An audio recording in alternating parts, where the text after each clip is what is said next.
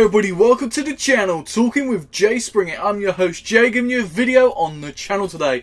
Today guys, we're going to be reviewing the Avengers Age of Ultron movie. I'm going to give it the good, the bad points, my personal opinion and rating in this video. So hopefully you guys enjoy it. If you do, please do smash that thumbs up, comment your thoughts down below and your ratings. And don't forget to subscribe and hit that bell. It supports the channel on the road to 100 subscribers, hopefully reaching that by Avengers Endgame. And guys, this journey has been so good so far, we're still continuing it. So don't forget Sunday's upload as well, we're going to be reviewing Ant-Man, so stay tuned for that guys, and support the channel as much as you can. I'll be very, very grateful to all my subscribers at the moment, thank you very much. But without further ado guys, let's get straight into this movie review. Avengers Age of Ultron. The action adventure sci-fi movie is around 2 hours and 22 minutes long. It was released on the 1st of May 2015. Tony Stark jumpstarts a peacekeeping program and things go terribly wrong, forcing Iron Man, Thor, Hulk and the rest of the Avengers to reassemble. As the fate of Earth hangs in the balance, the team is put to their ultimate test as they battle Ultron. Along the way they encounter two powerful newcomers in Quicksilver and Scarlet Witch. Let's get to the good points about the movie. Now, the characters in general were great. I really enjoyed all these characters coming together again, just like the first Avengers movie, and I felt that the chemistry was a lot better in this movie than the first movie.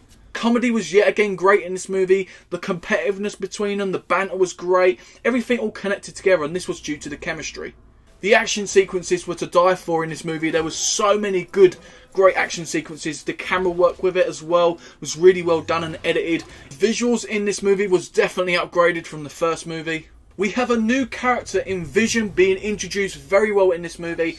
We got a very good story being connected with the Infinity Stones and a lot of background story mainly through Vision. Obviously Vision coming from Jarvis, the voice helping Tony Stark, that sort of all connected, and it was just such a great storyline, and I felt it was very introduced well into the MCU. Scarlet Witch being very introduced well into the story. I felt that she had some really awesome powers, very awesome introduction, and some really good backstory to her. I think she reminds me sort of like Raven. If you've watched Titans or Teen Titans, you'll sort of see the sort of connection there. She's quite powerful, she's got that sort of mysterious way about her, and I really did enjoy it.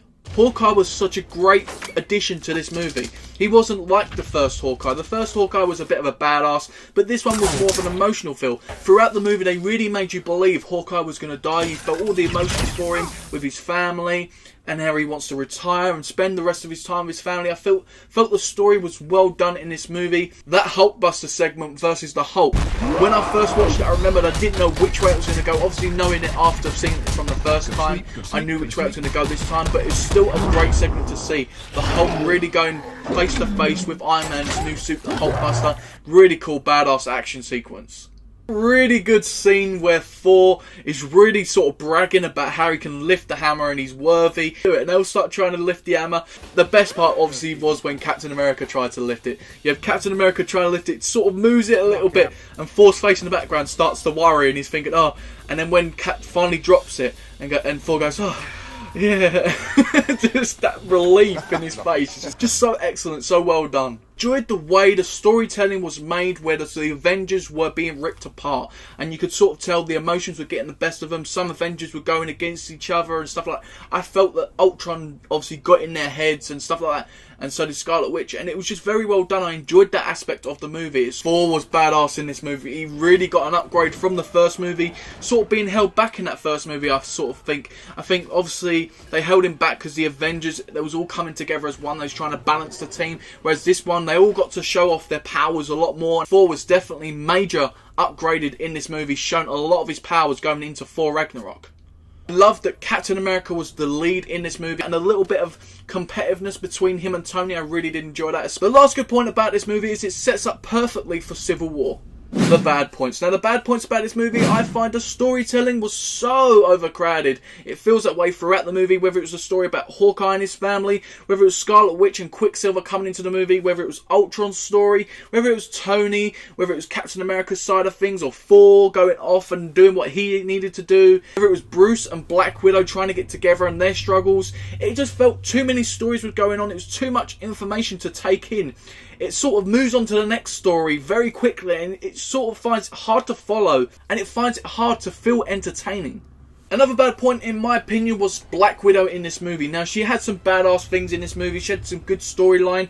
But I think Black Widow didn't continue from what we've seen from the Winter Soldier. Scarlet Witch in this movie had some accent which really annoyed me. Now, obviously, I've seen further on and what she can be and what she is. It sort of bothered me seeing that she had an accent in this, and she just shouldn't have spoke like that. Quicksilver's death in this movie felt very harsh and it just sucked, basically, because this was a new character introduced to the MCU which was supposed to go on with Scarlet Witch and really supposed to kickstart his career in the MCU, but didn't happen that way. They decided to keep Hawkeye on and obviously kill Quicksilver, and then he added some humour line and it just didn't really feel humorous. It sort of made sense, but it just didn't feel right. Quicksilver really got cheated in this movie. The last bad point about this movie was Ultron. The way he was basically rushed into this movie. The storyline was so rushed for him, we couldn't feel that he was going to be a big threat to the Avengers. We always knew that the Avengers were going to come together and save the day, and I just felt like his story, he had so much potential to be such a great villain. He had everything built up, and suddenly in between it was all rushed because they had all these other subplot points for the superheroes. It sort of made the villain be affected in that, and that's how I felt. It is rating time. Let's get straight into it, but before we give my official rating, let's have a look at the critics of what they rated this movie. We have Rotten Tomatoes giving it a 75%, we have IMDb giving it a 7.4 out of 10, and Metacritic giving it a 66. My rating for this movie is going to be a 7.3 out of 10. This makes this a good movie. That's pretty good. I had such a blast with this movie. Going back and rewatching it, after seeing it the first time, I heard so many critics' reviews and so many people online, their reviews and stuff like that. It sort of affected my opinion going into this movie. I did go and watch this movie and enjoy the movie, but I had a lot of mixed emotions going into it, which sort of affected the movie in the end, if you know what I mean. When you go in a movie and you hear everybody else is gunning it down, it sort of affects your opinion on it. Now, going back and sitting back and watching it and giving my thorough opinion and actually really enjoying the movie the second time round, it has its good and bad points about the movie. Coming on from the first Avengers movie, it was supposed to up it in every aspect, and just like the Captain America did, it just didn't do that. It failed to do that, but I see its aims and expectations. It just didn't succeed in every aspect. Still would go back and watch this movie, but it's not one of the first movies I would refer to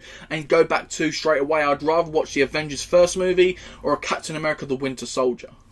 That has been my review for Avengers Age of Ultron. Don't forget to tune in on Sunday when I upload my Ant-Man review. You guys ain't going to want to miss that. If you enjoyed this review, simply smash the thumbs up, comment your thoughts and ratings down below, and don't forget to subscribe and hit that bell, supporting the channel on the way to 100 subscribers.